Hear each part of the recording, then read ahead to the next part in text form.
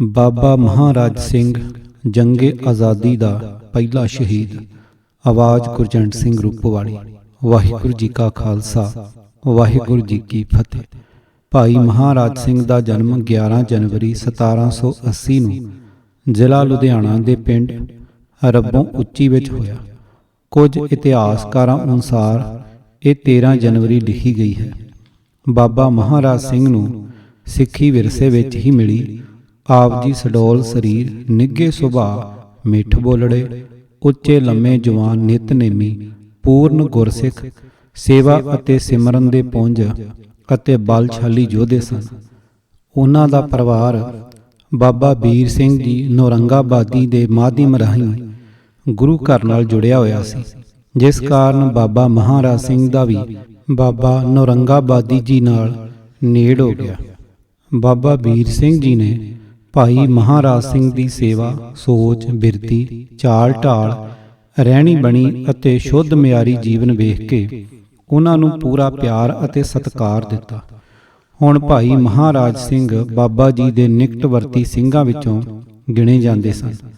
ਲਾਹੌਰ ਦਰਬਾਰ ਵਿੱਚ ਡੋਗਰਿਆਂ ਦੀਆਂ ਸਾਜ਼ਿਸ਼ਾਂ, ਬਾਬਾ ਵੀਰ ਸਿੰਘ ਜੀ ਦੇ ਡੇਰੇ ਨੂੰ ਤੋਪਾਂ ਨਾਲ ਉਡਾਏ ਜਾਣਾ, ਮੁਦਕੀ, ਫੇਰੂ ਸ਼ਹਿਰ, ਅਲੀਵਾਲ ਅਤੇ ਸਭਰਾਵਾਂ ਦੀਆਂ ਸਿੰਘਾਂ ਅਤੇ ਫਿਰੰਗੀਆਂ ਦੀਆਂ ਲੜਾਈਆਂ ਸਮੇਂ ਡੋਗਰਿਆਂ ਅਤੇ ਮਿਸਰ ਭਰਾਵਾਂ ਵੱਲੋਂ ਨਿਭਾਈ ਗਈ ਗਦਾਰਾਂ ਵਾਲੀ ਭੂਮਿਕਾ ਅਤੇ ਅੰਤ 29 ਮਾਰਚ 1849 ਨੂੰ ਅੰਗਰੇਜ਼ ਵੱਲੋਂ ਪੰਜਾਬ ਨੂੰ ਜ਼ਬਤ ਕਰਕੇ ਫਿਰੰਗੀ ਦੇ ਰਾਜ ਦਾ ਹਿੱਸਾ ਬਣਾਉਣ ਆਦਿ ਘਟਨਾਵਾਂ ਦਾ ਭਾਈ ਮਹਾਰਾਜ ਸਿੰਘ ਦੇ ਦਿਲ ਉੱਤੇ ਗਹਿਰਾ ਅਸਰ ਸੀ।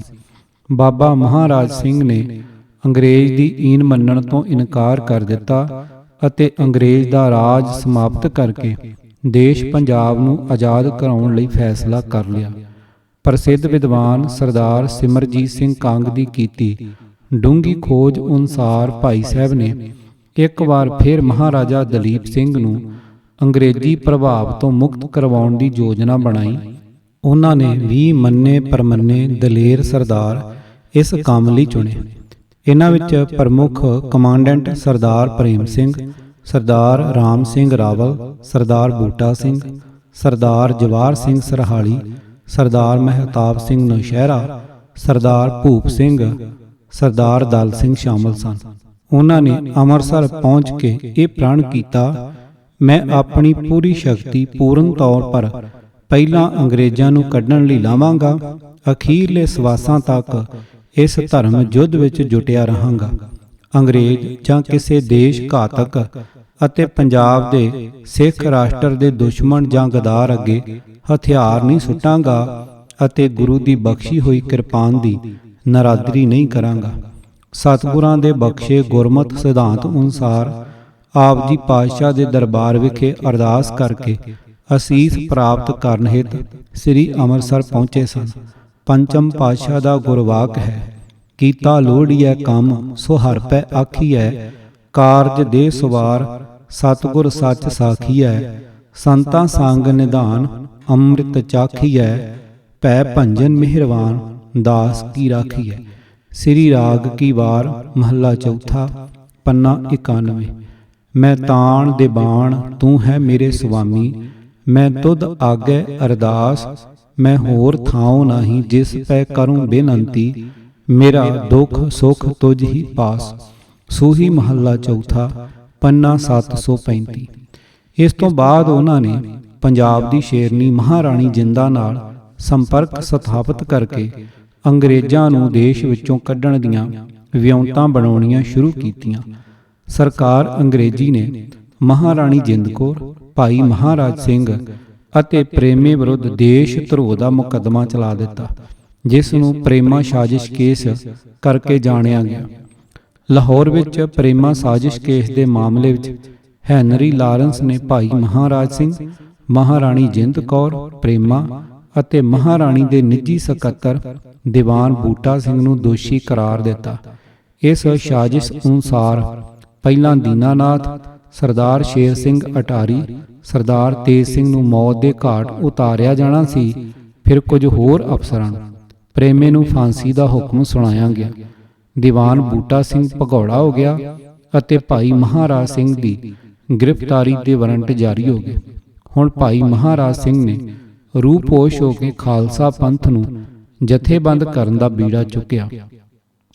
ਭਾਈ ਸਾਹਿਬ ਨੇ ਗੁਰੂ ਪਾਤਸ਼ਾਹ ਅੱਗੇ ਅਰਦਾਸ ਕੀਤੀ ਕਿ ਪਾਤਸ਼ਾਹ ਆਪਣੇ ਸਿੱਖ ਸੇਵਕ ਨੂੰ ਅੰਗਰੇਜ਼ ਦੀ ਗੁਲਾਮੀ ਖਤਮ ਕਰਨ ਅਤੇ ਦੇਸ਼ ਨੂੰ ਆਜ਼ਾਦ ਕਰਾਉਣ ਦੀ ਸ਼ਕਤੀ ਬਖਸ਼ੋ। ਭਾਈ ਸਾਹਿਬ ਨੇ ਤੇਜ਼ੀ ਨਾਲ ਤਿਆਰੀ ਆਰੰਭ ਦਿੱਤੀ। ਆਜ਼ਾਦੀ ਲਈ ਮਰ ਮਿਟਣ ਵਾਲਿਆਂ ਨੂੰ ਜਥੇਬੰਦ ਕਰਨਾ ਸ਼ੁਰੂ ਕਰ ਦਿੱਤਾ। ਖਾਲਸਾ ਫੌਜਾਂ ਦੀਆਂ ਫੌਜੀ ਛਾਉਣੀਆਂ ਅੰਦਰ ਪੂਰਾ ਸੰਪਰਕ ਸਥਾਪਿਤ ਕਰ ਲਿਆ ਅਤੇ ਖਾਲਸਾ ਫੌਜਾਂ ਨੂੰ ਪੰਜਾਬ ਨੂੰ ਫਿਰੰਗੀ ਤੋਂ ਬੰਦ ਖਲਾਸ ਕਰਾਉਣ ਹਿੱਤ ਪ੍ਰੇਰਿਤ ਕੀਤਾ। ਫਿਰ ਬੜੀ ਤੇਜ਼ੀ ਨਾਲ ਇਹ ਆਜ਼ਾਦੀ ਦੀ ਲਹਿਰ ਪ੍ਰਚੰਡ ਹੋਣ ਲੱਗੀ ਅਤੇ ਦੇਖਦੇ ਦੇਖਦੇ ਸਾਰੀ ਤਿਆਰੀ ਹੋ ਗਈ ਅਤੇ ਆਜ਼ਾਦੀ ਦੀ ਇਨਕਲਾਬ ਦਾ ਸਮਾਂ ਨੇੜੇ ਆਇਆ। ਜਿਸ ਤਰ੍ਹਾਂ ਹਰ ਰਾਜਨੀਤਿਕ ਇਨਕਲਾਬੀ ਲਹਿਰਾਂ ਵਿੱਚ ਹੁੰਦਾ ਹੈ, ਗਦਾਰ ਵੀ ਇਨ੍ਹਾਂ ਲਹਿਰਾਂ ਵਿੱਚ ਸ਼ਾਮਲ ਹੋ ਜਾਂਦੇ ਰਹੇ ਹਨ। ਬਾਬਾ ਮਹਾਰਾਜ ਸਿੰਘ ਦੀ ਇਸ ਲਹਿਰ ਵਿੱਚ ਵੀ ਟੁੱਕੜ ਬੋਚ ਗਦਾਰ ਮੁਖਬਰ ਸ਼ਾਮਲ ਹੋ ਗਏ ਅਤੇ ਇਨ੍ਹਾਂ ਗਦਾਰਾਂ ਦੀ ਦੇਸ਼ ਧਰੋਹੀ ਸੋਚ ਅਤੇ ਅਕਿਰਤ ਘਣਤਾ ਕਾਰਨ ਅੰਗਰੇਜ਼ ਤੀਕ ਸੂਹ ਲੱਗ ਗਈ। ਸਰਕਾਰ ਅੰਗਰੇਜ਼ੀ ਨੇ ਬਾਬਾ ਮਹਾਰਾਜ ਸਿੰਘ ਨੂੰ ਛੇਤੀ ਤੋਂ ਛੇਤੀ ਗ੍ਰਿਫਤਾਰ ਕਰਨ ਦੇ ਯਤਨ ਆਰੰਭ ਕਰ ਦਿੱਤੇ ਅਤੇ ਮੁਗਲਿਆ ਸਾਮਰਾਜੀਆਂ ਦੀ ਤਰਜ਼ ਉੱਤੇ ਬਾਬਾ ਜੀ ਨੂੰ ਗ੍ਰਿਫਤਾਰ ਕਰਾਉਣ ਵਾਲੇ ਦੇਸ਼ ਧਰੋਹੀ ਗਦਾਰ ਨੂੰ ਭਾਰੀ ਇਨਾਮ ਦੇਣ ਦਾ ਐਲਾਨ ਕਰ ਦਿੱਤਾ। ਟਰਾਂਸ ਸਤਲੁਜ ਸਟੇਟਸ ਦੇ ਕਮਿਸ਼ਨਰ ਅਤੇ ਸੁਪਰਡੈਂਟ ਡੀਐਫ ਮੈਕਲਿਓਡ ਵੱਲੋਂ ਪੀਵ ਮੈਲਵਿਲ ਐਸਕੁਆਇਰ ਸਕੱਤਰ ਪ੍ਰਸ਼ਾਸਨ ਬੋਰਡ ਧਰਮਸ਼ਾਲਾ ਨੂੰ 1 ਅਕਤੂਬਰ 1850 ਨੂੰ ਭੇਜੀ ਰਿਪੋਰਟ ਅਨੁਸਾਰ ਬਗਾਵਤ ਲਈ ਬਾਬਾ ਮਹਾਰਾਜ ਸਿੰਘ ਨੇ ਇਸ ਤਰ੍ਹਾਂ ਦੇ ਯਤਨ ਕੀਤੇ। ਕਮਿਸ਼ਨਰ ਮੈਕਲਿਓਡ ਆਪਣੀ ਰਿਪੋਰਟ ਵਿੱਚ ਇਉਂ ਲਿਖਦਾ ਹੈ ਕਿ ਬਾਬਾ ਮਹਾਰਾਜ ਸਿੰਘ ਪਹਿਲਾਂ ਮੁਲਤਾਨ ਵਿਖੇ ਦੀਵਾਨ ਮੂਲ ਰਾਜ ਨੂੰ ਜਾ ਕੇ ਮਿਲੇ। ਮੁਲਤਾਨ ਦੇ ਹਾਕਮ ਨੇ ਅੰਗਰੇਜ਼ਾਂ ਵਿਰੁੱਧ ਬਗਾਵਤ ਕਰ ਦਿੱਤੀ ਸੀ। ਉਸ ਦੀ ਫੌਜ ਦੀ ਦਸ਼ਾ ਠੀਕ ਨਾ ਵੇਖ ਕੇ ਬਾਬਾ ਜੀ ਮੂਲ ਰਾਜ ਤੋਂ ਸੰਤੁਸ਼ਟ ਨਾ ਹੋਏ ਤੇ ਉੱਥੋਂ ਵਾਪਸ ਆ ਗਏ। ਕੁਝ ਦਿਨ ਪਿੱਛੋਂ ਮੂਲ ਰਾਜ ਨੂੰ ਹਾਰ ਹੋਈ ਤੇ ਅੰਗਰੇਜ਼ਾਂ ਨੇ ਮੁਲਤਾਨ ਤੇ ਕਬਜ਼ਾ ਕਰ ਲਿਆ। ਰਿਪੋਰਟ ਵਿੱਚ ਅੱਗੇ ਲਿਖਿਆ ਗਿਆ ਹੈ ਕਿ ਮੁਲਤਾਨ ਤੋਂ ਪਿੱਛੋਂ ਉਹ ਪਾਕਪਟਨ ਵਿੱਚੋਂ ਦੀ ਹੋ ਕੇ ਮਾਲਵਾ, ਮੁਕਤਸਰ, ਆਨੰਦਪੁਰ ਸਾਹਿਬ ਪੁੱਜੇ ਤੇ ਉੱਥੋਂ ਕਾਂਗੜਾ ਵੱਲ ਨੂੰ ਰਵਾਨਾ ਹੋਏ। ਪਹਾੜੀਆਂ ਦੇ ਨਾਲ ਨਾਲ ਚੱਲਦੇ ਉਹ ਰਾਵਲਪਿੰਡੀ ਪਹੁੰਚੇ। ਇਸ ਰਸਤੇ ਸਫ਼ਰ ਦੌਰਾਨ ਬਾਬਾ ਜੀ ਖਾਲਸਾ ਰਾਜ ਦੇ ਹਤੈਸ਼ੀਆਂ ਨੂੰ ਅੰਗਰੇਜ਼ ਦਾ ਪੰਜਾਬ ਉੱਤੋਂ ਕਬਜ਼ਾ ਸਮਾਪਤ ਕਰਕੇ ਖਾਲਸਾ ਰਾਜ ਦੀ ਬਹਾਲੀ ਲਈ ਯਤਨਸ਼ੀਲ ਅਤੇ ਸੰਘਰਸ਼ਸ਼ੀਲ ਹੋਣ ਲਈ ਪ੍ਰੇਰਦੇ ਰਹੇ। ਰਾਵਲਪਿੰਡੀ ਵਿੱਚ ਉਹਨਾਂ ਨੇ ਸਰਦਾਰ ਚਤਰ ਸਿੰਘ ਅਟਾਰੀ ਨਾਲ ਖੁੱਲ੍ਹ ਕੇ ਵਿਚਾਰ ਵਟਾਂਦਰਾ ਕੀਤਾ। ਇੱਥੋਂ ਉਹ ਪੋਠੋਹਾਰ ਦੇ ਬਾਂਦੀ ਰਸਤੇ ਬੈਸਾਲੀ, ਸ਼ੇਖੋਂ, ਧਾਰਾਤਲ, ਸੈਦ ਅਤੇ ਧਨੀ ਇਲਾਕੇ ਦੇ ਚੱਕਵਾਲ ਦੀ ਹੁੰਦੇ ਹੋਏ ਰਾਮਨਗਰ ਪੁੱਜੇ, ਜਿੱਥੇ ਕਿ ਸਿੱਖ ਸੈਨਾਵਾਂ ਇਕੱਠੀਆਂ ਹੋ ਚੁੱਕੀਆਂ ਸਨ।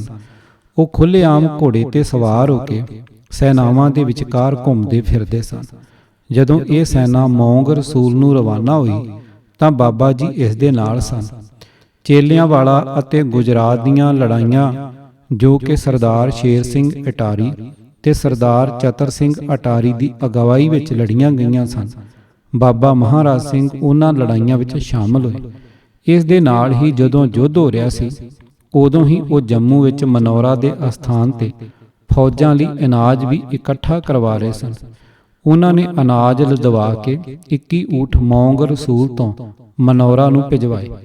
ਇਸ ਤੋਂ ਉਹਨਾਂ ਦੀ ਯੁੱਧ ਨੀਤੀ ਬਾਰੇ ਪੂਰੀ ਜਾਣਕਾਰੀ ਪ੍ਰਾਪਤ ਹੁੰਦੀ ਹੈ। ਗੁਜਰਾਤ ਵਿੱਚ ਸਿੱਖਾਂ ਦੀ ਹਾਰ ਪਿੱਛੋਂ ਉਹ ਫਿਰ ਰਾਵਲਪਿੰਡੀ ਗਏ। ਉਹ ਖਾਲਸਾ ਸੈਨਾ ਦੇ ਬਚੇ ਖੁਚੇ ਸੈਨਿਕਾਂ ਨੂੰ ਲੈ ਕੇ ਭਿੰਬਰ ਅਤੇ ਅਖਨੂਰ ਦੇ ਰਸਤੇ ਦੇਵੀ ਬਟਾਲਾ ਵਿਖੇ ਆ ਗਏ। ਇੱਥੋਂ ਚੱਲ ਕੇ ਫਿਰ ਉਹਨਾਂ ਨੇ ਚੰਬੀ ਵਿਖੇ ਡੇਰਾ ਲਾ ਲਿਆ ਤੇ ਕੁਝ ਮਹੀਨੇ ਇੱਥੇ ਟਿਕੇ ਰਹੇ। ਉੱਥੇ ਰਹਿੰਦਿਆਂ ਉਹਨਾਂ ਨੇ ਰਾਮਨਗਰ ਦੇ ਕਿਲੇ ਤੇ ਕਬਜ਼ਾ ਕਰਨਾ ਚਾਹਿਆ, ਪਰ ਗੁਲਾਬ ਸਿੰਘ ਦੇ ਪੁੱਤਰ ਮੀਆਂ ਫਿੰਨੀ ਕਾਰਨ ਇਹ ਨਾ ਹੋ ਸਕਿਆ।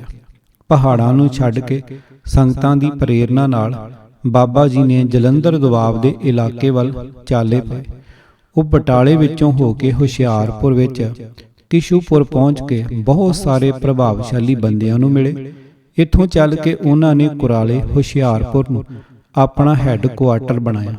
ਇੱਥੇ ਰਹਿੰਦਿਆਂ ਉਹਨਾਂ ਨੇ ਅੰਗਰੇਜ਼ਾਂ ਦੀਆਂ ਫੌਜੀ ਛਾਉਣੀਆਂ ਦਾ ਨਿਰੀਖਣ ਕੀਤਾ।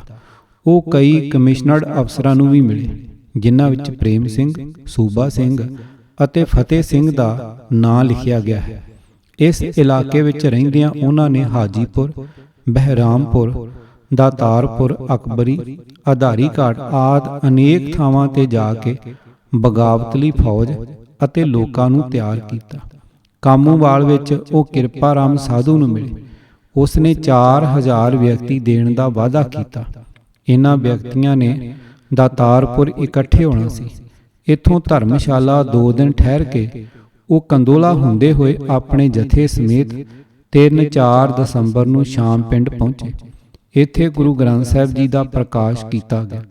ਬਾਬਾ ਜੀ ਨੇ ਗੁਰੂ ਗ੍ਰੰਥ ਸਾਹਿਬ ਜੀ ਦਾ ਪਾਠ ਅਤੇ ਅਰਦਾਸ ਕਰਨ ਤੋਂ ਬਾਅਦ ਸੋਚ ਵਿਚਾਰ ਕੇ ਐਲਾਨ ਕਰ ਦਿੱਤਾ ਸੀ ਕਿ 20 ਪੋਹ ਮੰਗਲਵਾਰ ਨੂੰ ਅੰਗਰੇਜ਼ ਦੀਆਂ ਛਾਉਣੀਆਂ 'ਤੇ ਹਮਲਾ ਕਰ ਦਿੱਤਾ ਜਾਵੇ।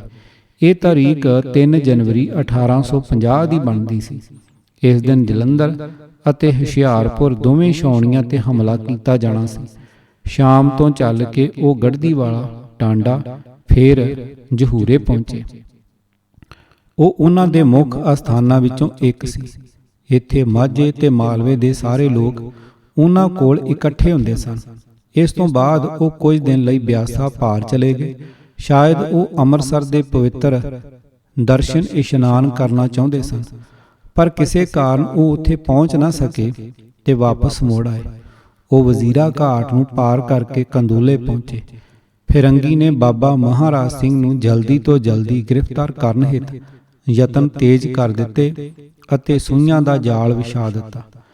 ਅੰਤ ਅੰਗਰੇਜ਼ ਦੇਸ਼ ਧਰੋਹੀ ਟੋਡੀ ਮੁਖਬਰ, ਜੋ ਬਾਬਾ ਮਹਾਰਾਜ ਸਿੰਘ ਦਾ ਭਰੋਸੇਯੋਗ ਸਾਥੀ ਸੀ, ਤਰਨ ਤਾਰਨ ਤਹਿਸੀਲ ਹੁਣ ਜ਼ਿਲ੍ਹਾ ਦੇ ਨਗਰ ਢੋਟੀਆਂ ਦੇ ਇੱਕ ਰਤਨ ਸਿੰਘ ਜਾਸੂਸ ਨੇ ਗਦਾਰੀ ਕਰਕੇ ਡਿਪਟੀ ਕਮਿਸ਼ਨਰ ਹੈਨਰੀ ਵੈਨੀਸਟਾਰਟ ਨੂੰ ਖਬਰ ਦੇ ਦਿੱਤੀ ਅਤੇ ਬਾਬਾ ਜੀ ਨੂੰ ਨਿਯਤ ਦਿਨ ਤੋਂ 7 ਦਿਨ ਪਹਿਲਾਂ 28 ਦਸੰਬਰ 1849 ਨੂੰ ਗ੍ਰਿਫਤਾਰ ਕਰ ਲਿਆ ਗਿਆ। ਭਾਈ ਸਾਹਿਬ ਇਸ ਸਮੇਂ ਸ਼ਾਮ 84 ਆਦਮਪੁਰ ਵਿਚਕਾਰ ਖੇਤਾਂ ਪਾਸ ਇੱਕ ਝਿੜੀ ਵਿੱਚ ਟਿਕੇ ਹੋਏ ਸਨ। ਭਾਈ ਸਾਹਿਬ ਦਾ ਇੱਕ ਸਾਥੀ ਭਾਈ ਅਮੀਰ ਸਿੰਘ ਇਸ ਮੁੱਠ ਭੇੜ ਵਿੱਚ ਸ਼ਹੀਦੀ ਪਾ ਗਿਆ। ਭਾਈ ਸਾਹਿਬ ਨੂੰ 21 ਸਾਥੀਆਂ ਸਮੇਤ ਗ੍ਰਿਫਤਾਰ ਕਰ ਲਿਆ ਗਿਆ। ਬਾਬਾ ਮਹਾਰਾਜ ਸਿੰਘ ਨੂੰ ਕਈ ਦਿਨ ਤੱਕ ਜਲੰਧਰ ਛਾਉਣੀ ਵਿੱਚ ਭੁੱਖਿਆਂ ਰੱਖ ਕੇ ਅਸਹਿ ਅਤੇ ਅਕਹਿ ਤਸੀਹੇ ਦਿੱਤੇ ਗਏ ਅਤੇ ਆਜ਼ਾਦੀ ਦੀ ਲਹਿਰ ਨਾਲ ਜੁੜੇ ਹੋਰ ਸਿੰਘਾਂ ਅਤੇ ਗੁਪਤ ਸਥਾਨਾਂ ਅਤੇ ਸਾਜ਼ੋ ਸਮਾਨ ਬਾਰੇ ਪੁੱਛ-ਗਿੱਛ ਕੀਤੀ ਗਈ, ਪਰੰਤੂ ਭਾਈ ਮਹਾਰਾਜ ਸਿੰਘ ਜੀ ਦੇ ਸਾਹਮਣੇ ਤਾਂ ਬੱਬਾ ਬੰਦਾ ਸਿੰਘ ਬਹਾਦਰ ਦੀ ਮਿਸਾਲ ਸੀ। ਇਸ ਲਈ ਉਹ ਸਿੱਦਕੀ ਸਿੰਘ, ਅਡੋਲ, ਅਡਿੱਗ ਅਤੇ ਅਹਿਲ ਰਿਹਾ। ਅੰਗਰੇਜ਼ ਦਾ ਤਸ਼ੱਦਦ ਬਾਬਾ ਜੀ ਪਾਸੋਂ ਕੋਈ ਵੀ ਜਾਣਕਾਰੀ ਲੈਣ ਤੋਂ ਅਸਮਰੱਥ ਰਿਹਾ। ਉਪਰੰਤ ਬਾਬਾ ਮਹਾਰਾਜ ਸਿੰਘ ਨੂੰ ਕਲਕੱਤੇ ਦੇ ਵਿਲੀਅਮ ਫੋਰਟ ਕਿਲੇ ਵਿੱਚ ਕੈਦ ਕਰ ਦਿੱਤਾ ਗਿਆ। ਬਾਬਾ ਮਹਾਰਾਜ ਸਿੰਘ ਇਸ ਵਰਤਾਰੇ ਨੂੰ ਕਾਦਰ ਦਾ ਹੁਕਮ ਸਮਝ ਕੇ ਅਡੋਲ ਨਾਮ ਜਪਣ ਅਤੇ ਦੇਸ਼ ਅਤੇ ਕੌਮ ਦੀ ਬੰਦ ਖਲਾਸੀ ਅਤੇ ਚੜ੍ਹਦੀ ਕਲਾ ਲਈ ਅਰਦਾਸ ਵਿੱਚ ਜੁੜ ਗਏ। ਕੁਝ ਸਮੇਂ ਬਾਅਦ ਬਾਬਾ ਜੀ ਨੂੰ ਸਿੰਗਾਪੁਰ ਦੀ ਬਦਨਾਮ ਜੇਲ੍ਹ ਭੇਜ ਕੇ ਅਜਿਹੀ ਕਾਲ ਕੋਠੜੀ ਵਿੱਚ ਬੰਦ ਕੀਤਾ, ਜਿੱਥੇ 24 ਘੰਟਿਆਂ ਅੰਦਰ ਇੱਕ ਪਲ ਭਰ ਵੀ ਸੂਰਜ ਨਹੀਂ ਸੀ ਦਿਸਦਾ, ਸਗੋਂ ਹਮੇਸ਼ਾ ਘੁੱਪ ਹਨੇਰਾ ਹੀ ਰਹਿੰਦਾ ਸੀ ਅਤੇ ਖੁੱਲ੍ਹੀ ਹਵਾ ਵੀ ਅੰਦਰ ਆਉਣੋਂ ਅਸਮਰੱਥ ਸੀ। ਅਜਿਹੇ ਭਿਆਨਕ ਸਮੇਂ ਬਾਬਾ ਜੀ ਦੇ ਸਾਹਮਣੇ ਗੁਰੂ ਨਾਨਕ ਸਾਹਿਬ ਜੀ ਦਾ ਉਪਦੇਸ਼ ਕਿ ਜੇਕਰ ਹੱਕ, ਸੱਚ, ਨਿਆਂ ਅਤੇ ਪਰਮਾਤਮਾ ਨਾਲ ਪ੍ਰੇਮ ਕਰਨ ਦੀ ਖੇਡ ਖੇਡਣੀ ਹੈ ਤਾਂ ਆਪਣਾ ਬਿਗਾਰ ਬੇਰਾਨਾ ਸਾਂਢੈ ਅਨੁਸਾਰ ਸਿਰ ਤਲੀ ਉੱਤੇ ਰੱਖ ਕੇ ਅੱਗੇ ਆਉਣਾ ਹੋਵੇਗਾ। ਗੁਰੂ ਨਾਨਕ ਸਾਹਿਬ ਜੀ ਇਉਂ ਫਰਮਾਉਂਦੇ ਹਨ, ਜੋ ਤੋ ਪ੍ਰੇਮ ਖੇਲਣ ਕਾ ਚਾਓ, ਸਿਰ ਧਰ ਤਲੀ ਗਲੀ ਮੇਰੀ ਆਓ, ਇਤ ਮਾਰਗ ਪੈਰ ਧਰੀਜੈ, ਸਿਰ ਦੀਜੈ ਕਾਣ ਨਾ ਕੀਜੈ। ਸ਼ਲੋਕ 12 ਤੇ ਵਧੀਕ, ਮਹੱਲਾ ਪਹਿਲਾ, ਪੰਨਾ 1412।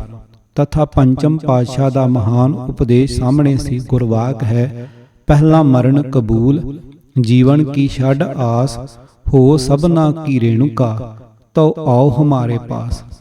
ਵਾਰ ਮਾਰੂ, ਮਹੱਲਾ ਪੰਜਵਾਂ, ਪੰਨਾ 1102। ਭਾਈ ਸਾਹਿਬ ਭਾਣੇ ਵਿੱਚ ਵਿਚਰਦਿਆਂ ਨਾਮ ਬਾਣੀ ਰਾਹੀਂ ਪ੍ਰਭੂ ਚਰਨਾਂ ਨਾਲ ਲੀਨ ਹੋ ਗਏ। 24 ਘੰਟੇ ਹਨੇਰੇ ਵਿੱਚ ਰਹਿਣ ਕਰਕੇ ਬਾਬਾ ਜੀ ਦੀਆਂ ਅੱਖਾਂ ਦੀ ਜੋਤ ਜਾਂਦੀ ਰਹੀ।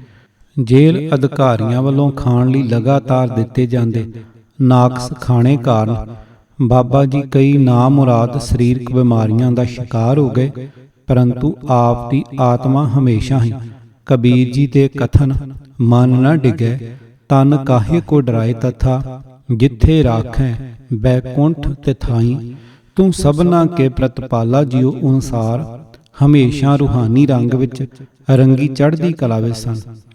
ਅੰਗਰੇਜ਼ ਵੱਲੋਂ ਵਾਰ-ਵਾਰ ਈਨ ਮੰਨਣ ਲਈ ਮਜਬੂਰ ਕਰਨ ਉੱਤੇ ਵੀ ਆਪ ਆਪਣੇ ਧਰਮ, ਅਕੀਦੇ ਅਤੇ ਸਿੱਖੀ ਸਿਦਕ ਉੱਤੇ ਕਾਇਮ ਰਹੇ। ਫਿਰੰਗੀ ਦੀ ਈਨ ਨਾ ਮੰਨੀ। ਅੰਤ 5 ਜੁਲਾਈ 1856 ਨੂੰ ਇਹ ਦੇਸ਼ ਦੀ ਆਜ਼ਾਦੀ ਦਾ ਪਰਵਾਨਾ, ਸਿਦਕੀ ਸਿੱਖ, ਸੱਚ ਦੇ ਮਾਰਗ ਦਾ ਪਾਂਧੀ, ਨਿਰਭੈ ਯੋਧਾ ਤੇ ਦੇਸ਼ ਅਤੇ ਕੌਮ ਦੀ ਆਜ਼ਾਦੀ ਅਤੇ ਚੜ੍ਹਦੀ ਕਲਾ ਦੀ ਕਾਮਨਾ ਅਤੇ ਅਰਦਾਸਾਂ ਕਰਦਾ ਹੋਇਆ ਸਰੀਰਕ ਤੌਰ ਉੱਤੇ ਇਸ ਫਾਨੀ ਦੁਨੀਆ ਨੂੰ ਅਲਵਿਦਾ ਕਹਿ ਕੇ ਸਿੰਗਾਪੁਰ ਦੀ ਜੇਲ੍ਹ ਵਿੱਚ ਸ਼ਹੀਦੀ ਪਾ ਗਏ। ਦੇਸ਼ ਦੀ ਆਜ਼ਾਦੀ ਲਈ ਜਗਾਈ ਜੋਤ ਵਿੱਚ ਆਪਣਾ ਪਵਿੱਤਰ ਖੂਨ ਪਾ ਕੇ ਇਸ ਨੂੰ ਪ੍ਰਚੰਡ ਕਰਕੇ ਗਏ। ਅੰਗਰੇਜ਼ ਇਤਿਹਾਸਕਾਰ ਆਰਨੋਲਡ ਟਾਇਨਬੀ ਨੇ ਲਿਖਿਆ ਹੈ ਕਿ ਸੱਚਮੁੱਚ ਹੀ ਜੇਕਰ 28 ਦਸੰਬਰ 1849 ਨੂੰ ਬਾਬਾ ਮਹਾਰਾਜ ਸਿੰਘ ਦੀ ਅਗਵਾਈ ਹੇਠ 3 ਜਨਵਰੀ 1850 ਨੂੰ ਹੋਣ ਵਾਲੀ ਬਗਾਵਤ ਬਾਰੇ ਪਤਾ ਨਾ ਲੱਗਦਾ ਅਤੇ ਬਾਬਾ ਮਹਾਰਾਜ ਸਿੰਘ ਨੂੰ ਗ੍ਰਿਫਤਾਰ ਨਾ ਕੀਤਾ ਜਾਂਦਾ ਤਾਂ ਪੰਜਾਬ ਹਮੇਸ਼ਾ ਲਈ ਅੰਗਰੇਜ਼ ਪਾਸੋਂ ਆਜ਼ਾਦ ਹੋ ਜਾਣਾ ਸੀ। ਐਸੇ ਕੁਰਬਾਨੀ ਵਾਲੇ ਦੇਸ਼ ਭਗਤ, ਗੁਰੂ ਦੇ ਸੱਚੇ ਸਿਦਕੀ ਸਿੱਖ, ਆਜ਼ਾਦੀ ਦੇ ਪਰਵਾਨੇ, ਨਿਰਭੈ ਤੇ ਨਿਡਰ ਯੋਧੇ ਰੂਹਾਨੀ ਰੰਗ ਵਿੱਚ ਰੰਗੇ ਹੋਏ ਸਨ ਬਾਬਾ ਮਹਾਰਾਜ ਸਿੰਘ ਜੀ। ਇੱਕ ਹੋਰ ਅੰਗਰੇਜ਼ ਅਫਸਰ ਉਹਨਾਂ ਦੀ ਸ਼ਖਸੀਅਤ ਬਾਰੇ ਇਸ ਤਰ੍ਹਾਂ ਲਿਖਦਾ ਹੈ, ਉਹ ਬਹੁਤ ਹੀ ਜ਼ਿਆਦਾ ਬੁੱਧੀਮਾਨ ਅਤੇ ਆਤਮ ਵਿਸ਼ਵਾਸੀ ਸਨ। ਜਿਵੇਂ ਕਿ ਉਹਨਾਂ ਦੇ ਸਾਰੇ ਸ਼ਾਗਿਰਦ ਦੱਸਦੇ ਹਨ ਕਿ ਗੁਰੂ ਜੀ ਹੱਦ ਤੋਂ ਜ਼ਿਆਦਾ ਸੰਕੋਚੀ ਅਥਵਾ ਗੰਭੀਰ ਸਨ। ਇੱਥੋਂ ਤੱਕ ਕਿ ਉਹਨਾਂ ਦੇ ਇਰਾਦਿਆਂ ਜਾਂ ਤਜਵੀਜ਼ਾਂ ਦਾ ਉਹਨਾਂ ਤੋਂ ਇਲਾਵਾ ਹੋਰ ਕਿਸੇ ਵਿਅਕਤੀ ਨੂੰ ਪੂਰਾ ਪਤਾ ਨਹੀਂ ਸੀ ਹੁੰਦਾ, ਜਦ ਤੱਕ ਕਿ ਉਹਨਾਂ ਦਾ ਕੋਈ ਵਿਸ਼ੇਸ਼ ਸਿੱਟਾ ਨਾ ਨਿਕਲ ਜਾਂਦਾ। ਆਮ ਯੋਜਨਾਵਾਂ ਬਣਾਉਣ ਅਤੇ ਉਹਨਾਂ ਨੂੰ ਸੁਤੰਤਰ ਰੂਪ ਵਿੱਚ ਇੱਕੋ ਸਮੇਂ ਵੱਖ-ਵੱਖ ਏਜੰਟਾਂ ਦੁਆਰਾ ਅਮਲੀ ਰੂਪ ਦੇਣ ਵਿੱਚ ਬਾਬਾ ਮਹਾਰਾਜ ਸਿੰਘ ਨੇ ਅਸਧਾਰਨ ਰੁਚੀ ਦਰਸਾਈ ਹੈ। ਲਗਭਗ ਸਾਰੇ ਬਿਆਨਾਂ ਵਿੱਚੋਂ ਬਾਬਾ ਜੀ ਦੀ ਦੂਰ ਅੰਦੇਸ਼ੀ ਅਤੇ ਯੋਜਨਾਵਾਂ ਬਣਾਉਣ ਵਿੱਚ ਨਿਪੁੰਨਤਾ ਸਪਸ਼ਟ ਦਿਖਾਈ ਦਿੰਦੀ ਹੈ। ਇਹੋ ਹੀ ਗੁਣ ਹੈ ਜਿਸ ਨੇ ਉਹਨਾਂ ਨੂੰ ਸਾਰੀ ਜ਼ਿੰਦਗੀ ਪ੍ਰਸਿੱਧੀ ਬਖਸ਼ੀ। ਦੱਸਿਆ ਜਾਂਦਾ ਹੈ ਕਿ ਖਾਲਸਾ ਫੌਜਾਂ ਨੂੰ ਦੋਨਾਂ ਯੁੱਧਾਂ ਦੌਰਾਨ ਬਹੁਤ ਸਾਰੀਆਂ ਕਠਿਨਾਈਆਂ, ਦੁੱਖਾਂ ਅਤੇ ਉਤਰਾਵਾਂ ਚੜ੍ਹਾਵਾਂ ਵਿੱਚੋਂ ਲੰਘਣਾ ਪਿਆ ਅਤੇ ਕੇਵਲ ਬਾਬਾ ਜੀ ਹੀ ਐਸੇ ਸ਼ਖਸ ਸਨ ਜਿਹੜੇ ਕਿ ਕਦੇ ਵੀ ਸਹਾਇਕ ਸਾਧਨਾ ਮਾਇਆ ਆਦਿ ਤੋਂ ਖਾਲੀ ਨਹੀਂ ਸਨ ਹੋਏ। ਜਿਤਨੇ ਵੀ ਲੋਕ ਜੋ ਕਿ ਕਈ ਵਾਰ ਸੈਂਕੜਿਆਂ ਅਥਵਾ ਹਜ਼ਾਰਾਂ ਦੀ ਗਿਣਤੀ ਵਿੱਚ ਹੁੰਦੇ, ਜੋ ਬਾਬਾ ਜੀ ਦੀ ਸ਼ਰਨ ਵਿੱਚ ਆ ਜਾਂਦੇ ਤਾਂ ਉਹਨਾਂ ਨੂੰ ਨਿਤਾ ਪ੍ਰਤੀ ਦਾ ਭੋਜਨ ਪ੍ਰਾਪਤ ਹੋਣ ਦੀ ਤਸੱਲੀ ਹੁੰਦੀ ਸੀ ਅਤੇ ਇਸ ਉਦੇਸ਼ ਲਈ ਬਾਬਾ ਜੀ ਆਪਣੇ ਪਾਸ ਸੈਂਕੜਿਆਂ ਦੀ ਗਿਣਤੀ ਵਿੱਚ ਲਾਂਗਰੀ ਅਤੇ ਲੋੜੀਂਦੀ ਸਮੱਗਰੀ ਰੱਖਿਆ ਕਰਦੇ ਸਨ। ਅੰਗਰੇਜ਼ ਅਫਸਰ ਨੇ ਆਪਣੀ ਰਿਪੋਰਟ ਵਿੱਚ ਬਾਬਾ ਜੀ ਨੂੰ ਗੁਰੂ ਜੀ ਲਿਖਿਆ। ਸਪਸ਼ਟ ਹੈ ਕਿ ਬਾਬਾ ਮਹਾਰਾਜ ਸਿੰਘ ਦਾ ਮਾਨ ਸਨਮਾਨ ਅਤੇ ਸਤਿਕਾਰ ਖਾਲਸਾ ਪੰਥ ਅੰਦਰ ਬਹੁਤ ਜ਼ਿਆਦਾ ਸੀ ਅਤੇ ਅੰਗਰੇਜ਼ ਵਿਰੁੱਧ ਵਿੱਢੇ ਇਨਕਲਾਬ ਵਿੱਚ ਉਹਨਾਂ ਲਈ ਕੋਡ ਰੂਪ ਵਿੱਚ ਸ਼ਬਦ ਗੁਰੂ ਵਰਤਿਆ ਜਾਂਦਾ ਸੀ। ਭਾਰਤ ਸਰਕਾਰ ਵੱਲੋਂ 1857 ਦੀ ਦੇਸ਼ ਦੀ ਆਜ਼ਾਦੀ ਦੀ ਲੜਾਈ ਦੀ 150ਵੀਂ ਵਰ੍ਹੇਗੰਢ ਆਪਣੇ ਰਾਜਨੀਤਿਕ ਹਿੱਤਾਂ ਖਾਤਰ ਮਨਾਉਣ ਦਾ ਢੰਗ ਰਚਿਆ ਗਿਆ ਹੈ ਅਤੇ ਦੇਸ਼ ਦੇ ਇਤਿਹਾਸ ਨਾਲ ਇੱਕ ਤਰ੍ਹਾਂ ਦਾ ਖਿਲਵਾੜ ਹੀ ਕੀਤਾ ਗਿਆ ਹੈ। 1857 ਵਿੱਚ ਜਿਹੜੀ ਵਕਤੀ ਤੌਰ ਉੱਤੇ ਬਗਾਵਤ ਤਥਾ ਲੜਾਈ ਹੋਈ, ਉਸ ਦੀ ਥੋੜ ਚਿਰੀ ਅਤੇ ਥੋੜੇ ਜਿਹੇ ਖਿੱਤੇ ਵਿੱਚ ਕਾਮਯਾਬੀ ਦਾ ਨਤੀਜਾ ਇਹੋ ਸੀ ਕਿ ਅੰਗਰੇਜ਼ ਵੱਲੋਂ ਦਿੱਲੀ ਦੇ ਤਖਤ ਤੋਂ ਲਾਏ ਗਏ ਆਖਰੀ ਮੁਗਲ ਬਾਦਸ਼ਾਹ ਬਹਾਦਰ ਸ਼ਾਹ ਜ਼ਫਰ ਨੂੰ ਹੀ ਮੁੜ ਤਖਤ ਤੇ ਬਿਠਾਇਆ ਗਿਆ ਸੀ। ਜੇ ਮੁੜ ਤਖਤ ਬਹਾਲੀ ਕਾਇਮ ਰਹਿੰਦੀ ਤਾਂ ਇਹ ਕਿਹੋ ਜੀ ਆਜ਼ਾਦੀ ਹੋਣੀ ਸੀ ਦੇਸ਼ ਦੀ। ਮੁਗਲ ਤਾਂ ਖੁਦ ਸਾਡੇ ਦੇਸ਼ ਉੱਤੇ ਜ਼ੋਰ ਜਬਰੀ ਕਾਬਜ ਹੋਏ ਸਨ, ਜਿਨ੍ਹਾਂ ਨੇ ਸਾਡੇ ਦੇਸ਼ ਵਾਸੀਆਂ ਉੱਤੇ ਅਣਗਿਣਤ ਅਣਮਨੁੱਖੀ ਜ਼ੁਲਮ ਕੀਤੇ, ਦੇਸ਼ ਦੀ ਅਜ਼ਮਤ ਨੂੰ ਲੁੱਟਿਆ, ਬੇਇੱਜ਼ਤ ਕੀਤਾ, ਜਬਰੀ ਧਰਮ ਤਬਦੀਲੀ ਕਰਾਉਂਦੇ ਰਹੇ, ਦੇਸ਼ ਦੇ ਮੁਕੰਮਲ ਇਸਲਾਮੀਕਰਨ ਲਈ ਬੜੇ ਵੱਡੇ ਉਪਰਾਲੇ ਕਰਦੇ ਰਹੇ। ਉਨ੍ਹਾਂ ਹੀ ਲੋਕਾਂ ਦਾ ਮੁੜ ਦੇਸ਼ ਦੀ ਰਾਜ ਸ਼ਕਤੀ ਉੱਤੇ ਕਾਬਜ ਹੋਣਾ ਤਾਂ ਨਵੀਂ ਮਿਲੀ ਅੰਗਰੇਜ਼ ਦੀ ਗੁਲਾਮੀ ਹੇਠੋਂ ਨਿਕਲ ਕੇ ਲੰਮੇ ਸਮੇਂ ਤੋਂ ਮਿਲੀ ਮੁਗਲ ਦੀ ਗੁਲਾਮੀ ਦੇ ਜੂਲੇ ਹੇਠ ਮੁੜ ਆ ਵੜਨ ਬਰਾਬਰ ਹੀ ਸੀ। ਅਸਲ ਵਿੱਚ ਭਾਰਤ ਉੱਤੇ ਪਹਿਲਾ ਹਮਲਾ ਹਜ਼ਰਤ ਮੁਹੰਮਦ ਸਾਹਿਬ ਦੇ 632 ਈਸਵੀ 'ਚ ਵਫਾਤ ਅਕਾਲ ਚਲਾਣੇ ਤੋਂ 80 ਸਾਲ ਬਾਅਦ 1712 ਈਸਵੀ ਵਿੱਚ ਅਫਗਾਨਿਸਤਾਨ ਦੇ 18 ਸਾਲ ਦੇ ਛੋਕਰੇ ਮੁਹੰਮਦ ਬਿਨ ਕਾਸਮ ਨੇ ਤਕਰੀਬਨ 200 ਘੋੜ ਸਵਾਰਾਂ ਨਾਲ ਕੀਤਾ। ਉਸ ਮਗਰੋਂ ਈਰਾਨ, ਅਫਗਾਨਿਸਤਾਨ, ਇਰਾਕ ਆਦਿ ਨਵੇਂ ਬਣੇ ਇਸਲਾਮੀ ਦੇਸ਼ਾਂ ਵੱਲੋਂ 8ਵੀਂ, 9ਵੀਂ ਅਤੇ 10ਵੀਂ ਸਦੀ ਵਿੱਚ ਲਗਾਤਾਰ ਹਮਲੇ ਜਾਰੀ ਰਹੇ। ਭਾਰਤ ਉੱਤੇ ਹੋਰਨਾਂ ਤੋਂ ਇਲਾਵਾ 17 ਹਮਲੇ ਮੁਹੰਮਦ ਗੌਰੀ, 12 ਹਮਲੇ ਅਹਿਮਦ ਸ਼ਾਹ ਅਬਦਾਲੀ ਅਤੇ 4 ਹਮਲੇ ਨਾਦਰ ਸ਼ਾਹ ਨੇ ਕੀਤੇ ਅਤੇ ਇਹਨਾਂ ਹਮਲਿਆਂ ਸਮੇਂ ਹਿੰਦਵਾਈ ਨੂੰ ਬੁਰੀ ਤਰ੍ਹਾਂ ਲੁੱਟਿਆ, ਕੁੱਟਿਆ, ਬੇਇੱਜ਼ਤ ਕੀਤਾ ਅਤੇ ਘੋੜਿਆਂ ਦੇ ਸੁੰਮਾਂ ਹੇਠ ਦੇਸ਼ ਦੀ ਅਜ਼ਮਤ ਨੂੰ ਲਤਾੜਿਆ ਜਾਂਦਾ ਰਿਹਾ ਅਤੇ ਅੰਤ 1192 ਈਸਵੀ ਵਿੱਚ ਦਿੱਲੀ ਦੇ ਤਖਤ ਉੱਤੇ ਗਜ਼ਨੀ ਦੇ ਤੁਰਕ ਮੁਹੰਮਦ ਗੌਰੀ ਨੇ ਕਬਜ਼ਾ ਕਰਨ ਕਰਕੇ ਇਸਲਾਮੀ ਸ਼ਕਤੀ ਕਾਬਜ਼ ਹੋ ਗਈ ਅਤੇ ਉਹਨਾਂ ਨੇ ਆਪਣਾ ਰਾਜ ਪ੍ਰਬੰਧ ਸਥਾਪਿਤ ਕਰ ਲਿਆ। ਸਾਹ-ਸਤਹੀਣ ਹੋਏ ਦੇਸ਼ ਵਾਸੀਆਂ ਨੇ ਇਹ ਸਾਰਾ ਕੁਝ ਝੱਲ ਲਿਆ ਅਤੇ ਗੁਲਾਮੀ ਨੂੰ ਪ੍ਰਵਾਨ ਕਰ ਲਿਆ। 1526 ਈਸਵੀ ਵਿੱਚ ਬਾਬਰ ਨੇ ਭਾਰਤ ਉੱਤੇ ਹਮਲਾ ਕੀਤਾ, ਜਿਸ ਦਾ ਗੁਰੂ ਨਾਨਕ ਸਾਹਿਬ ਜੀ ਨੇ ਡਟ ਕੇ ਵਿਰੋਧ ਕੀਤਾ। ਬਾਬਰ ਨੂੰ ਜਾਬਰ ਅਤੇ ਜਮ ਰੂਪ ਕਿਹਾ, ਜਿਸ ਕਾਰਨ ਗੁਰੂ ਜੀ ਨੂੰ ਬਾਬਰ ਦੀ ਜੇਲ੍ਹ ਜਾਣਾ ਪਿਆ ਅਤੇ ਚੱਕੀਆਂ ਪੀਣੀਆਂ ਪਈਆਂ। ਇਸ ਦੇਸ਼ ਦੀ ਆਜ਼ਾਦੀ ਦੀ ਸ਼ਮਾ ਇਉਂ ਗੁਰੂ ਨਾਨਕ ਸਾਹਿਬ ਜੀ ਨੇ 1526 ਈਸਵੀ ਵਿੱਚ ਜਗਾਈ। ਬਾਬਰ ਨੇ ਦੇਸ਼ ਉੱਤੇ ਕਬਜ਼ਾ ਕਰ ਲਿਆ। ਉਸ ਪਿੱਛੋਂ ਉਸ ਦਾ ਪੁੱਤਰ ਹਮਾਯੂੰ ਤਖਤ ਉੱਤੇ ਬੈਠਾ, ਪਰੰਤੂ ਉਸ ਨੂੰ ਸ਼ੇਰ ਸ਼ਾਹ ਸੂਰੀ ਨੇ ਹਰਾ ਕੇ ਭਜਾ ਦਿੱਤਾ। ਕੁਝ ਸਾਲਾਂ ਬਾਅਦ ਹਮਾਯੂੰ ਮੁੜ ਦਿੱਲੀ ਦੇ ਤਖਤ ਉੱਤੇ ਕਾਬਜ਼ ਹੋਇਆ। ਇਸ ਤਰ੍ਹਾਂ ਇੱਕ ਤੋਂ ਬਾਅਦ ਦੂਜਾ ਮੁਗਲ ਬਾਦਸ਼ਾਹ ਭਾਰਤ ਉੱਤੇ ਰਾਜ ਕਰਦਾ ਰਿਹਾ ਅਤੇ ਦੇਸ਼ ਮੁਗਲਾਂ ਦਾ ਗੁਲਾਮ ਰਿਹਾ।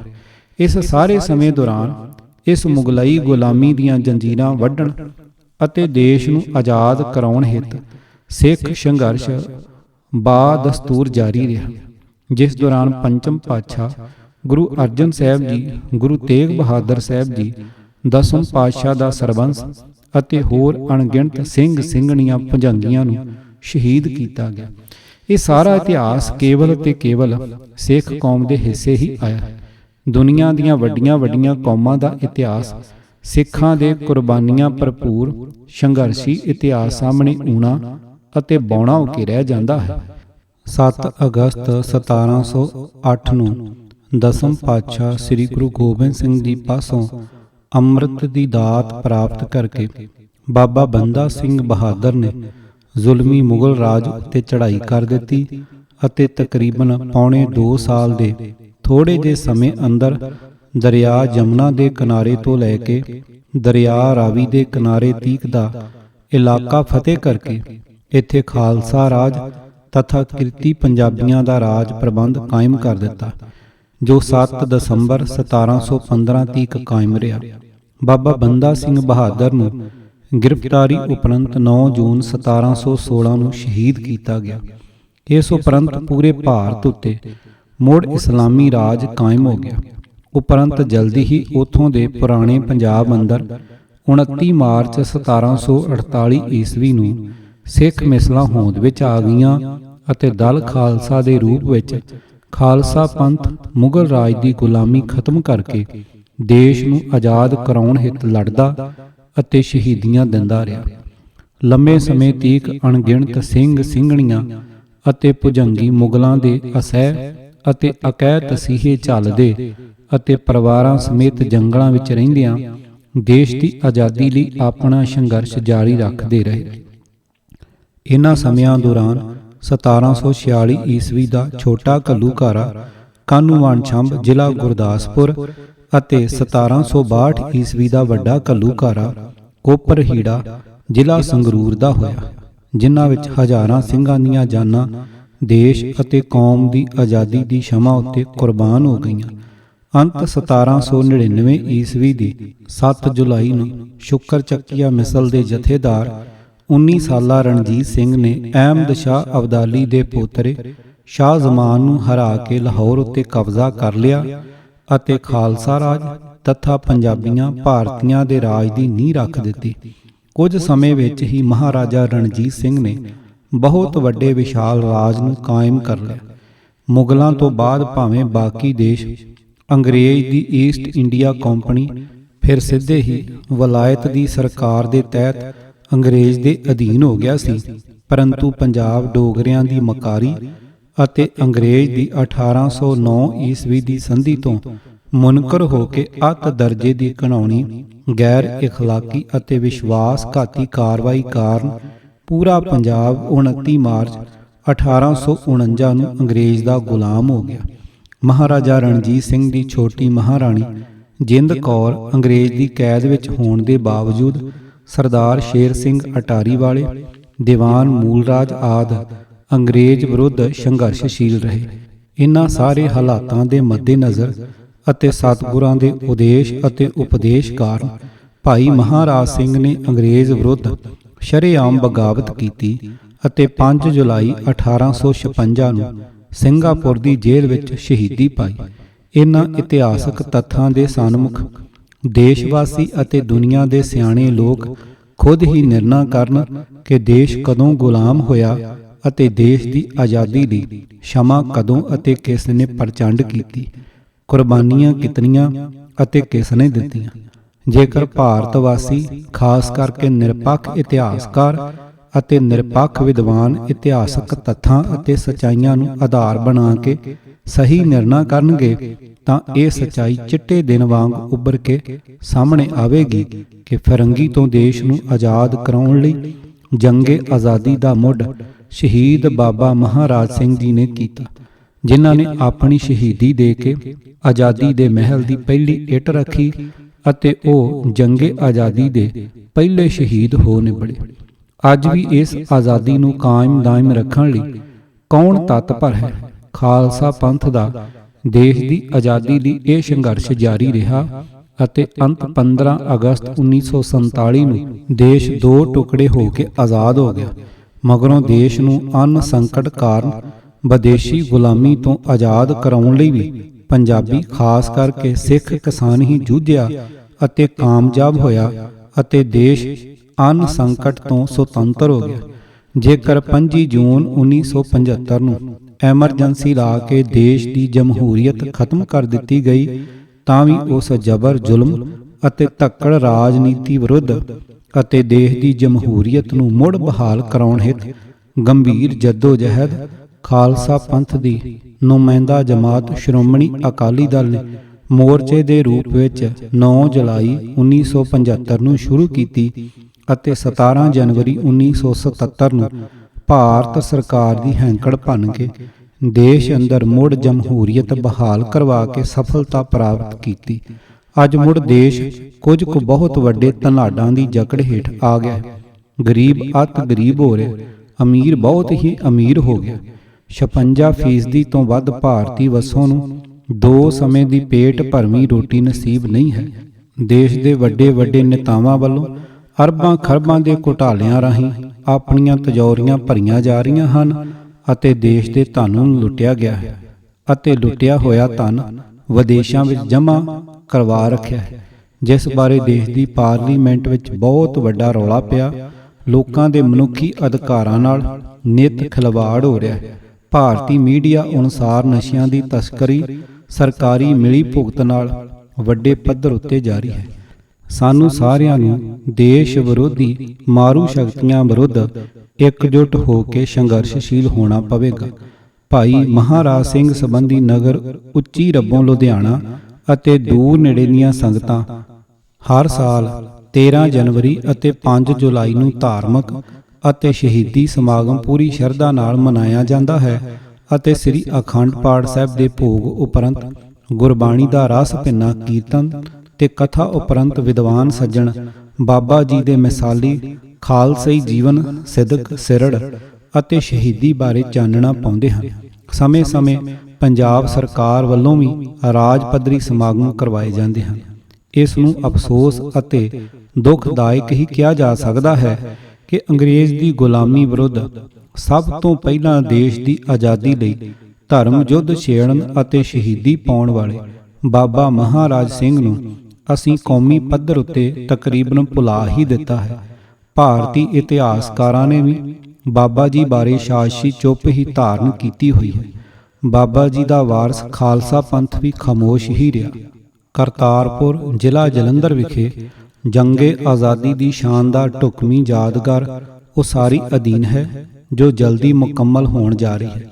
ਇਸ ਵਿੱਚ ਸਪਸ਼ਟ ਤੌਰ ਉੱਤੇ ਅਕੱਟ ਇਤਿਹਾਸਕ ਸੱਚਾਈ ਨੂੰ ਦਰਸਾਉਂਦਿਆਂ ਭਾਰਤ ਦੀ ਜੰਗੇ ਆਜ਼ਾਦੀ ਦੇ ਪਹਿਲੇ ਸ਼ਹੀਦ ਅਤੇ ਭਾਰਤ ਨੂੰ ਫਿਰੰਗੀ ਤੋਂ ਆਜ਼ਾਦੀ ਦਿਵਾਉਣ ਲਈ ਇੱਕ ਫੈਸਲਾਕੁਨ ਬਿਖਮ ਕਠਨ ਅਤੇ ਲੰਬੇ ਸੰਘਰਸ਼ ਦੇ ਆਰੰਭ ਕਰਨ ਵਾਲੇ ਬਾਬਾ ਮਹਾਰਾਜ ਸਿੰਘ ਜੀ ਦਾ ਨਾਮ ਸਭ ਤੋਂ ਪਹਿਲਾਂ ਉਕਰਿਆ ਗਿਆ ਹੈ। ਇਹ ਮਹਾਨ ਕਾਰਜ ਪੰਜਾਬ ਸਰਕਾਰ ਵੱਲੋਂ ਕੀਤਾ ਜਾ ਰਿਹਾ ਹੈ ਤਾਂ ਜੋ ਆਉਣ ਵਾਲੀਆਂ ਪੀੜ੍ਹੀਆਂ ਨੂੰ ਸਿੱਖ ਸੰਘਰਸ਼ ਅਤੇ ਦੇਸ਼ ਦੀ ਆਜ਼ਾਦੀ ਲਈ ਕੀਤੇ ਲੰਬੇ ਸੰਘਰਸ਼ ਬਾਰੇ ਪੂਰੀ ਜਾਣਕਾਰੀ ਪ੍ਰਾਪਤ ਹੋ ਸਕੇ ਅਤੇ ਉਹ ਆਪਣੀ ਸ਼ਾਨਾਮਤੀ ਵਿਰਾਸਤ ਉੱਤੇ ਮਾਣ ਕਰ ਸਕਣ। ਆਓ ਆਪਣੇ ਮਹਾਨ ਸ਼ਹੀਦਾਂ ਵੱਲੋਂ ਦਿੱਤੀਆਂ ਕੁਰਬਾਨੀਆਂ ਨੂੰ ਯਾਦ ਕਰਦਿਆਂ ਉਹਨਾਂ ਰਾਹਾਂ ਦੇ ਪਾਂਧੀ ਬਣੀਏ ਅਤੇ ਉਹਨਾਂ ਆਦਰਸ਼ਾਂ ਅਤੇ ਸਿਧਾਂਤਾਂ ਉੱਤੇ ਪਹਿਰਾ ਦਈਏ ਜਿਨ੍ਹਾਂ ਉੱਤੇ ਚੱਲਦਿਆਂ ਉਹਨਾਂ ਮਹਾਨ ਸ਼ਹੀਦਾਂ ਨੇ ਨਿਵੇਕਲਾ ਇਤਿਹਾਸ ਸਿਰਜਿਆ ਹੈ। ਵਰਨਾ ਆਪਣੇ ਸ਼ਹੀਦਾਂ ਨੂੰ ਭੁਲਾਉਣ ਅਤੇ ਆਪਣੇ ਵਿਰਸੇ ਨਾਲੋਂ ਟੁੱਟਣ ਵਾਲੀਆਂ ਕੌਮਾਂ ਤਾਂ ਗੁਲਾਮ ਹੀ ਹੋ ਜਾਂਦੀਆਂ ਹਨ। ਅੱਜ ਆਪਣੀ ਨੌਜਵਾਨ ਪੀੜ੍ਹੀ ਜੋ ਕਿ ਅਨੇਕਾਂ ਕਾਰਨਾਂ ਕਰਕੇ ਆਪਣੇ ਮਹਾਨ ਸਿਧਾਂਤ, ਇਤਿਹਾਸ ਅਤੇ ਵਿਰਸੇ ਨਾਲੋਂ ਟੁੱਟ ਰਹੀ ਹੈ, ਨੂੰ ਆਪਣੀ ਸ਼ਾਨਾਮਤੀ ਅਤੇ ਲਾਮਿਸਾਲ ਵਿਰਾਸਤ ਬਾਰੇ ਇਹ ਕੌਮੀ ਕਾਰਜ ਸਾਰੀਆਂ ਸਿੱਖ ਸੰਸਥਾਵਾਂ, ਜਥੇਬੰਦੀਆਂ, ਪੰਥ ਦਰਦੀਆਂ ਅਤੇ ਖਾਸ ਕਰਕੇ ਮਾਤਾ-ਪਿਤਾ, ਬੁੱਧੀਜੀਵੀਆਂ, ਮੀਡੀਆ ਵੱਲੋਂ ਸਮੁੱਚੇ ਗੰਭੀਰ ਯਤਨ ਜਟਾਉਣ ਨਾਲ ਹੀ ਸੰਭਵ ਹੋ ਸਕੇਗਾ। ਸ਼ਾਨਾਮਤੇ ਸਿੱਖ ਇਤਿਹਾਸ, ਸਿਧਾਂਤ, ਗੁਰਮਰਜ਼ਾਦਾ, ਸੱਭਿਆਚਾਰ, ਪੰਜਾਬੀ ਮਾਤ ਭਾਸ਼ਾ ਨੂੰ ਸਾਂਭਣ ਵਾਲਿਆਂ ਨਾਲੋਂ ਇਸ ਨੂੰ ਤਬਾਹ ਕਰਨ ਵਾਲੀਆਂ ਪੰਥ ਅਤੇ ਪੰਜਾਬ ਦੋਖੀ ਸ਼ਕਤੀਆਂ ਜ਼ਿਆਦਾ ਗੰਭੀਰਤਾ ਨਾਲ ਤਤਪਰ ਹਨ। ਉਹਨਾਂ ਦੇ ਨਾਪਾਕ ਇਰਾਦਿਆਂ ਅਤੇ ਨਖਿੱਧ ਅਤੇ ਖਤਰਨਾਕ ਯਤਨਾਂ ਅਤੇ ਸੋਚ ਨੂੰ ਸਮਝਣ ਅਤੇ ਪੰਥਕ ਜੁਗਤ ਨਾਲ ਇਹਨਾਂ ਸ਼ਕਤੀਆਂ ਨੂੰ ਹਰਾਉਣਾ ਅਤੇ ਪਛਾੜਨਾ ਹੋਵੇਗਾ। ਇਹੋ ਹੀ ਬਾਬਾ ਮਹਾਰਾਜ ਸਿੰਘ ਅਤੇ ਹੋਰ ਅਨੇਕਾਂ ਅਣਗਿਣਤ ਆਜ਼ਾਦੀ ਦੇ ਪਰਵਾਨਿਆਂ ਸ਼ਹੀਦ ਸਿੰਘਾਂ ਸਿੰਘਣੀਆਂ ਅਤੇ ਭੁਜੰਗੀਆਂ ਨੂੰ ਸਾਡੀ ਸੱਚੀ ਅਤੇ ਸਹੀ ਸ਼ਰਧਾਂਜਲੀ ਹੋਵੇਗੀ। ਹਵਾਲਾ ਸਾਡੇ ਕੌਮੀ ਹੀਰੇ ਸਿੱਖ ਜਰਨੈਲ। ਆਵਾਜ਼ ਗੁਰਜੰਟ ਸਿੰਘ ਰੂਪੋਵਾਲੀ। ਵਾਹਿਗੁਰੂ ਜੀ ਕਾ ਖਾਲਸਾ, ਵਾਹਿਗੁਰੂ ਜੀ ਕੀ ਫਤਿਹ।